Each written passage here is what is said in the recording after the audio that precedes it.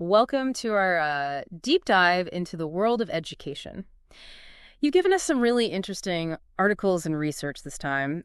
It seems like you really want to go deeper than just like, is college worth it? Yeah. You want to like really get into all the complicated stuff about education, like how it's different around the world and the theories behind it and like all the big issues everyone's talking about. Yeah, definitely. It's a super interesting area because it affects like so many parts of our lives and like all of society. For sure. And I think one of the most interesting things is that like everyone goes through some kind of education. Mm. But it's so different depending on where you are in the world. The stuff you shared really shows that. Like, one article mentioned that South Korean students go to school for 220 days a year, but here in the US, it's only 180. That's a big difference. It makes you wonder, like, is more always better? Right. That's a question researchers have been trying to answer for a long time. You know those PISA rankings, the ones that look at how well students do in math and science and reading. Those rankings always put countries like Finland, Singapore, and Hmm. yeah, South Korea at the top. And these countries have really different cultures and ways of doing education. But there are some things they have in common. They usually get their teachers from like the best university graduates, Mm. and they have high standards for what's taught. And they really try to make sure everyone has the same resources. Hmm. That's interesting. But even with those similarities, they do things so differently. Like Finland, they always do really well. But their approach is like the opposite of what we usually think works. They have shorter school days, less homework, they start school later, and they don't have gifted programs or like national standardized tests. It's like they're doing everything differently, but still getting amazing results. It's kind of a paradox. Yeah, some people call it the Finnish paradox. The Finnish model really makes us rethink what we think is a good education. It's not just about memorizing facts or getting good test scores. They care about the students' well-being. They want them to be creative and think critically and enjoy learning. They focus on working together, not competing. And as you said, equity is really important in their system. The Finnish education chief said their goal is to provide a free, quality education to all and to not waste anyone's skills. Wow, that's powerful.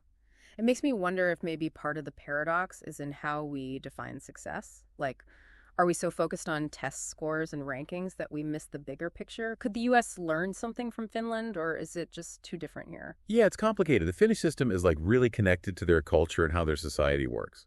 It's not something you can just copy and paste somewhere else. But I do think there are good lessons to learn from them, especially about how they focus on being fair and creating a learning environment where students feel good and love to learn. Totally agree. I'm really struck by that idea of not wasting anyone's skills. It's like they believe in every student and want to help them grow, no matter their background or what people think they can do.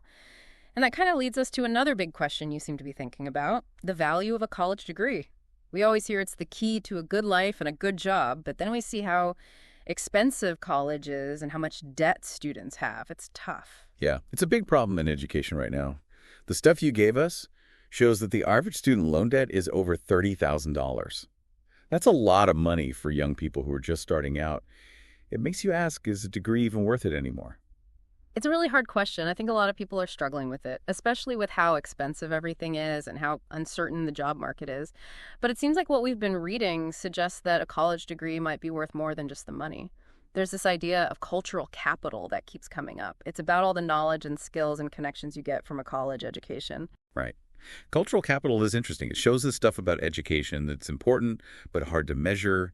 It's about learning how to think critically and communicate well, and being exposed to different ideas, Hmm. and building relationships that can help you throughout your life. These things can open up so many opportunities that you can't really put a price tag on. So it's not just about getting a job, it's about becoming like a well-rounded person. Exactly. And it goes back to that idea from Socrates.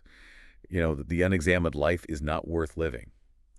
College can be a place where you question your beliefs and learn new ways of thinking and figure out who you are and what you believe about the world. Yeah, it's like college can help you grow as a person, even if it doesn't guarantee you a good job. And that's a perfect transition to the next part of our deep dive, where we'll look at different sociological perspectives on education and how they can help us understand the roles it plays in our lives and in society. Yeah. Sociological theories give us frameworks for understanding what education is supposed to do and what it actually does and how it's connected to power inequality and social change. That sounds really interesting. I'm excited to get into it. And I bet you, our listener, are curious too. After all, who hasn't thought about like the hidden messages in their own education or how society has influenced their learning journey? So let's jump in. Okay, so let's start with functionalism. It's like one of the basic theories in sociology. Functionalists see society as like this big system with all these parts that work together, and each part has a job to do to keep the whole thing stable. They think education is super important in this system. So, like, education is what holds everything together? Kind of, Yeah. yeah. Functionalists talk about two types of functions, manifest and latent. Manifest functions are like the obvious things education is supposed to do, like teaching basic knowledge and skills, and preparing students for jobs, and passing on cultural values. Right, that makes sense. We all need to learn how to read and write and do math and just function in society. But what about those latent functions? They sound more like hidden. Yeah, latent functions are the things that happen because of the education system, but they're not the main purpose. Like, for example, schools sort of separate students into different career paths based on how well they do and what they're good at. Schools are also where students learn to socialize, like they learn how to interact with other people Yeah. and respect authority and follow rules. Yeah, I can see that. All those interactions in school really shape us in ways we don't even realize sometimes. Like, I made some of my best friends in school, but I also had to deal with those, like, social groups and stuff and learn how to handle disagreements. It's like practice for the real world. Exactly. And those experiences stick with us. They affect how we develop socially and emotionally. Another latent function of education is to, like, bring people together. When students from different backgrounds go to school together, it can help them feel like they belong to the same community. That makes sense. But not everyone thinks education is always a good thing, right? Some of the stuff you gave us talked about how functionalism doesn't tell the whole story, like how education can actually make social inequalities worse instead of better. Yeah, definitely. Conflict theory has a totally different view of education.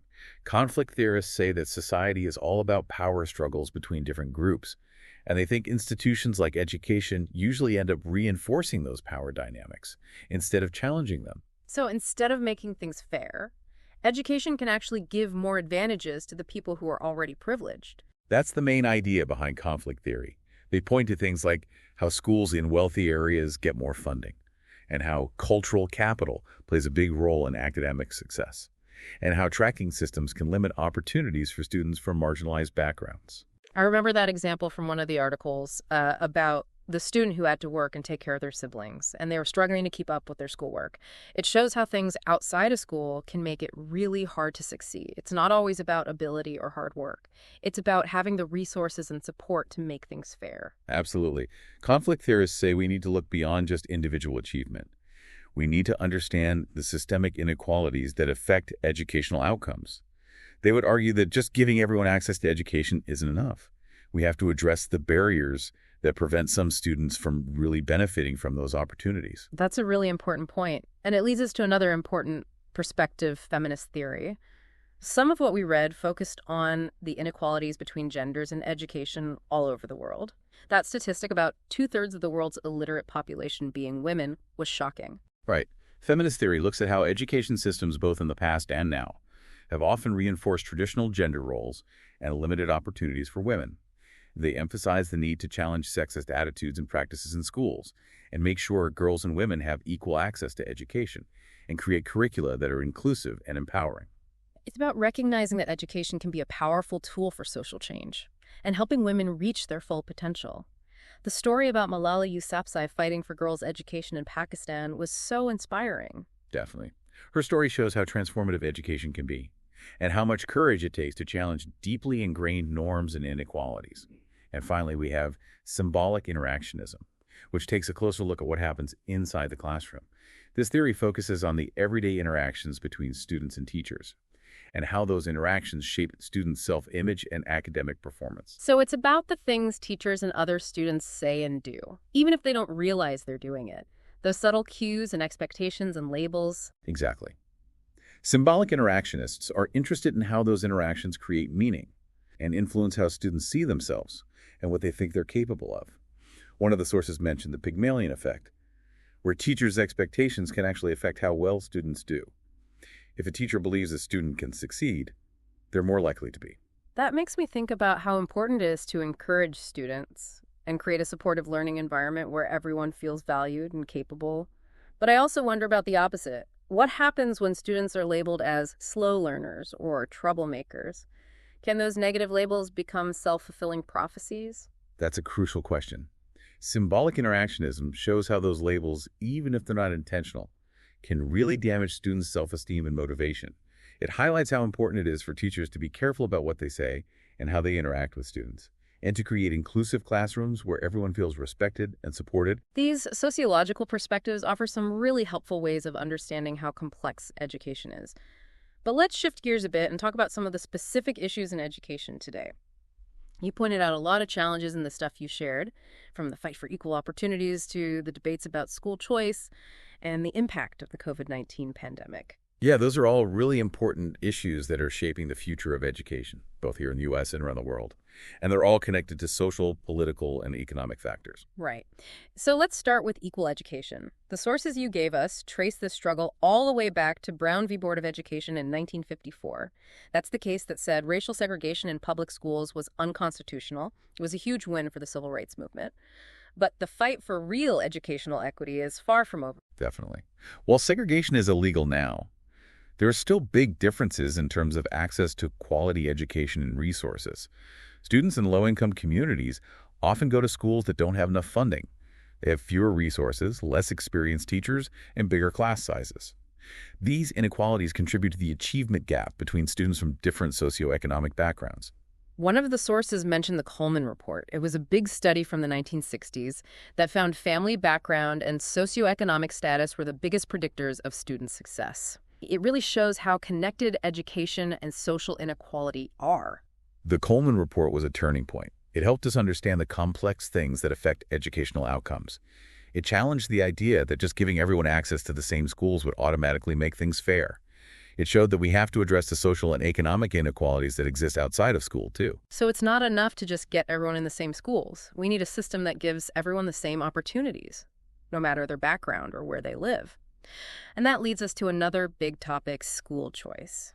You shared some things about the rise of alternative forms of education, like charter schools, homeschooling, and virtual schools. School choice is a complicated issue, and people have strong opinions about it. People who support it say it gives parents and students more control and encourages schools to be more innovative. They think competition between schools will lead to better outcomes for everyone. But people who are against school choice worry that it takes money away from traditional public schools and makes existing inequalities worse and undermines the idea of a common education for all. It seems like a really hard balance to find. It is. It's a really complex issue with valid arguments on both sides. And of course, we can't forget about how the COVID-19 pandemic affected education. That sudden shift to remote and hybrid learning had a huge impact on students, teachers, and families. It was a crazy time for sure. Nobody knew what was going to happen. Yeah. And we're still figuring out the long-term consequences. One of the sources said that the pandemic made existing inequalities even worse, like access to technology and resources and support. Students from low-income families and those in rural areas were especially disadvantaged because they didn't have reliable internet or enough devices. Right. The pandemic really showed us the digital divide and how important it is to fix those problems. It also forced us to rethink how we do education and try new ways of teaching and learning. Some teachers found that remote learning gave them more flexibility and allowed them to tailor their teaching to each student. But others had trouble with a lack of face-to-face interaction, and it was hard to keep students engaged online. Yeah, it was definitely a learning experience for everyone, and it's clear that the pandemic is going to have a lasting impact on education. It's made us ask a lot of questions about the future of learning and the best ways to meet the needs of all students in a world that's becoming more and more complex and connected. Definitely. And those are questions we'll keep thinking about as we move forward. The pandemic sped up some changes that were already happening, like the increase in online learning and the use of technology in classrooms.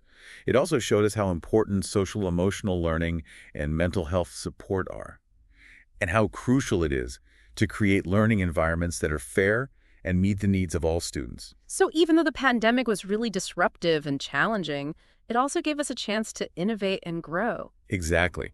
It forced us to adapt, try new things, and reimagine what education could be. And those lessons will continue to shape education for years to come. Man, we've talked about a lot in this deep dive into education, haven't we? Yeah, we have. We've looked at education systems from all over the world and explored all those different sociological perspectives. And we even got into some of the biggest challenges facing education today. It's been a pretty wild ride. Yeah, it has. And I think one thing's for sure, education isn't just one thing. It's always changing, and it's shaped by so many things like our culture, the economy, politics, technology. Yeah, you're right. And all those things are connected and affect each other. It's like this big, complicated system where if you change one thing, it can have a ripple effect on everything else. Exactly. That's what makes it so fascinating to study. Yeah. And so important to get right. Education has so much power. It can empower people and transform societies and shape the future. But it can also make inequalities worse and limit people's opportunities. That brings us back to that question we started with. Is a college degree still worth it? After all this discussion, I don't think there's an easy answer. Yeah, I agree. It's a personal decision with a lot of things to think about, but I think this deep dive has given us some good insights that can help you, our listener, weigh those things more carefully. Yeah, I think so too. We saw that how much money you make with a college degree depends on a lot of things, like what you study, where you go to school, and even your own personal situation. But we also learned that education is worth more than just money. Right. We talked about cultural capital, all that knowledge and skills and connections that can open doors for you throughout your life. We talk about how education can help you think critically and see things from different perspectives.